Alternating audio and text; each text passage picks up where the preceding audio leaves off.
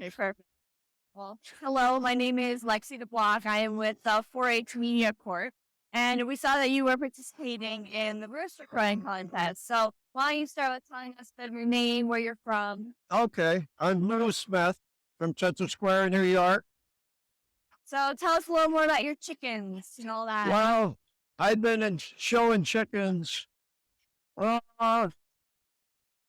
25 years. I 86, and I started the showing just before I retired. I used to show 300 at the state fair. Wow.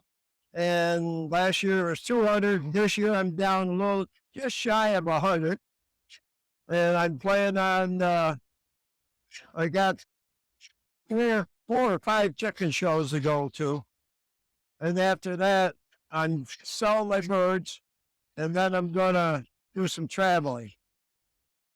What got you into the chicken shows and owning so many Ever since chickens? I was a kid, I had chickens. My first chickens I got was a pair of Bantam Old English. And we was at a farmer named my dad. The guy had some there, and he were selling them. And I says, how much are they? He says, 50 cents a piece. I says, Dad, can I get a pair? And he says, yeah, when you save the money. So that weekend, friends of ours came out from the city. We had some kittens in the barn. Long-haired, yellow, beautiful. And this one kid fell in love with it. And I told him that I'd sell him one. I told him they were special cats. And I'd sell him one for $1, which was a lot back then. So he teased his mother until he got $1. And then the next day I said, Dad, I want to go get my chickens. He said, when you get the money, I says, I got it. Well, where'd you get the money? Real curious, you know. I said, I sold a cat. So that was the beginning of me with chickens. That's amazing. Yeah. And When I was about 14, 15, I had a chicken that had 4 legs on it. 2 on the back.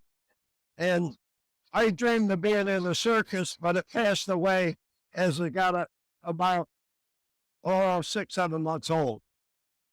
So, but I always had a heart for chickens. And like I say, getting out of them is going to be hard. But my son in North Carolina has chickens and goats. And I'm thinking maybe I might take a pair down there. I got a couple pair that I really like, you know.